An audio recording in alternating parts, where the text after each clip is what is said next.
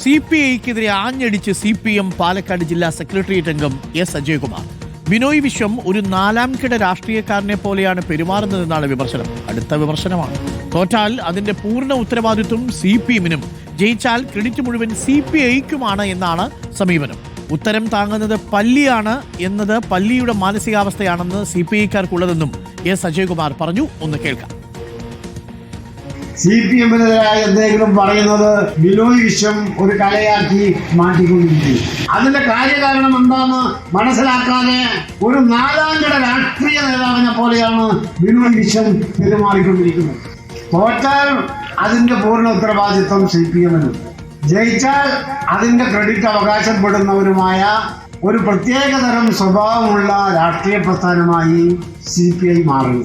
ഉത്തരം താങ്ങുന്നത് പല്ലിയാണ് എന്ന പല്ലിയുടെ മാനസികാവസ്ഥയാണ് CPIക്കാർക്കുള്ളത്. കേവലം 5% വോട്ട് മാത്രമാണ് ഈ കേരളത്തിൽ നിങ്ങൾക്കുള്ള ഒരു മണ്ഡലത്തിലും ഒറ്റയ്ക്ക് നിന്ന് ജയിക്കാൻ കെൽപ്പുള്ള ഒരു രാഷ്ട്രീയ പ്രസ്ഥാനമല്ല CPI.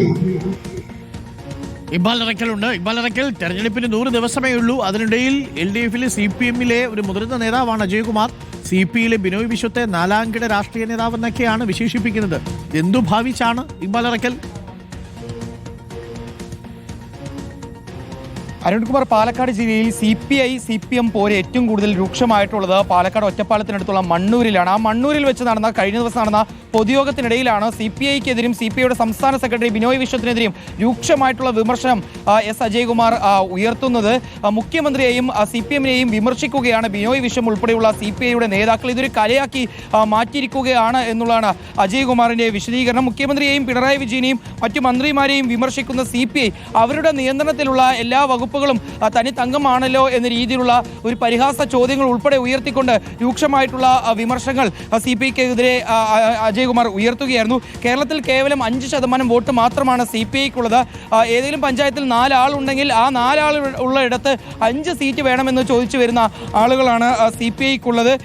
എവിടെയെങ്കിലും LDF തോറ്റുപോയാൽ അവിടെ CPMനെ കുറ്റം പറയുകയും എവിടെയെങ്കിലും ജയിച്ചാൽ അത് CPIയുടെ ക്രെഡിറ്റാക്കി മാറ്റുകയാണ്. പൂർണ്ണമായും CPMനെ കുറ്റം പറയുന്ന രീതിയിലേക്ക് മാത്രമായി CPIയുടെ പ്രവർത്തനങ്ങൾ മാറിയിരിക്കുന്നു എന്ന രീതിയിലുള്ള വിമർശനങ്ങളാണ് ഇപ്പോൾ CPMന്റെ പാലക്കാട് ജില്ലാ സെക്രട്ടേറിയറ്റ് അംഗമായിട്ടുള്ള എസ് അജയ്കുമാർ ഉയർത്തിയിരിക്കുന്നത്.